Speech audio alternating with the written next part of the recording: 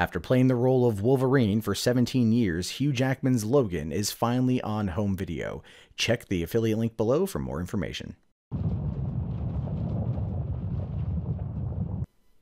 Hey, what's going on, everyone? My name is Matt Jarbo. This is the Mundane Mad channel. And you know, trading one dangerous ideology for another one is never a good idea, and it's only going to end in absolute abject horror for anyone around you.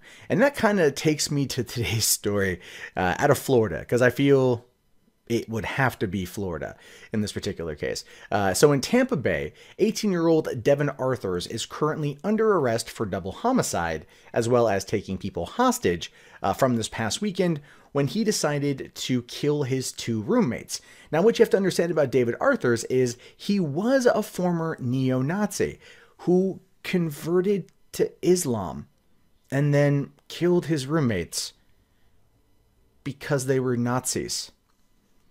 I'm not even making that up. This legitimately happened. This feels like something you would find on like Law and Order or one of those kind of procedural shows, but nope. It's Florida, and Florida keeps insisting it's real life, which is unfortunate.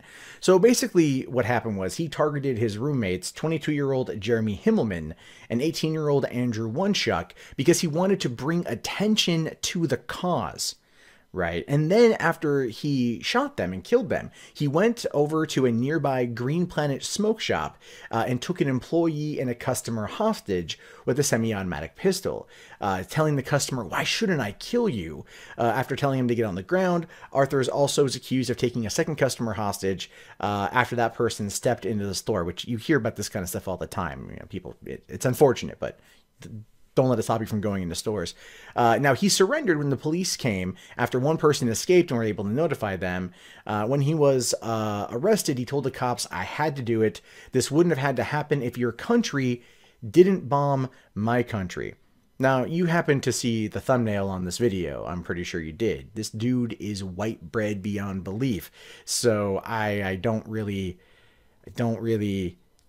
think he knows what he's talking about here. This kind of feels like a Bo Bergdahl situation, but Bergdahl, I believe, wasn't trying to convert over to the other side. I think he just got caught up in some bad shit. This dude, on the other hand, went straight up ape shit, because he went from one extreme to another extreme.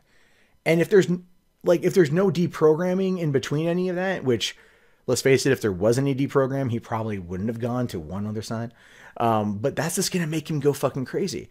He tells the officers that he had been privy to neo-Nazi internet sites threatening to kill people, and that he had developed the thinking that he should take some of the neo-Nazis with him. And well, part of me can understand that mentality.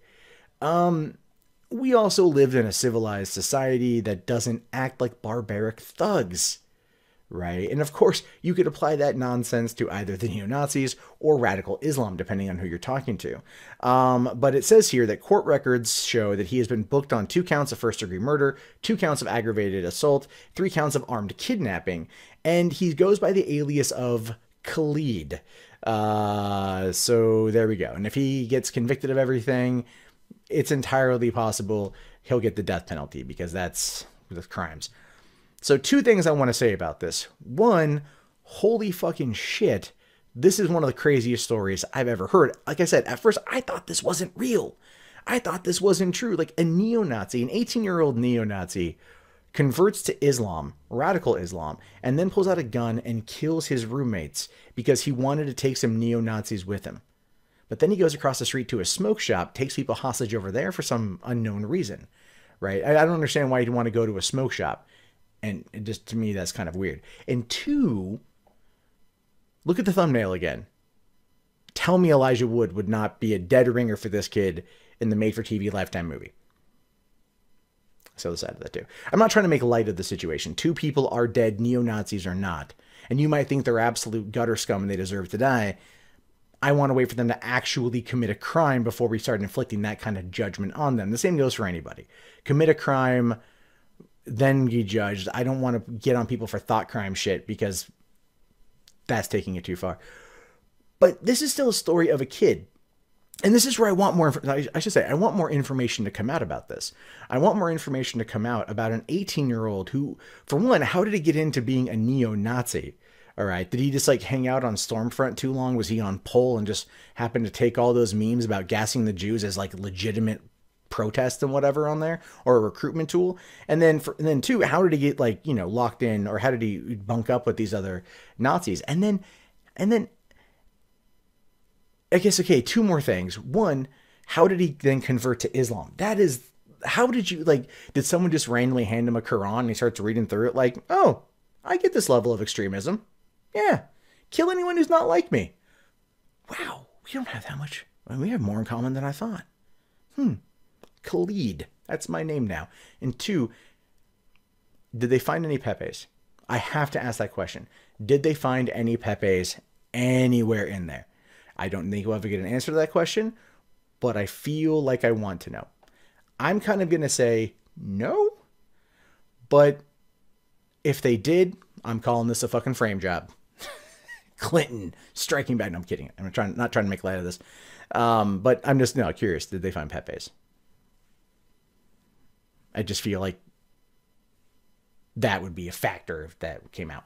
But what do you guys think about this? Like, how I really wonder your guys' thoughts. Like, how crazy is this story? Does this seem like real life? You know, and with everything happening in 2017, is it just one of those like, oh yeah, okay, you know, this just makes sense now. Like, this is the world we live in. These are what things I'm curious to know about. Go ahead and let me know in the comments below. My name is, of course, Matt Jarbo. This is the Mundane Matt channel. I will talk to you guys later. Have yourself a fantastic day, and peace out.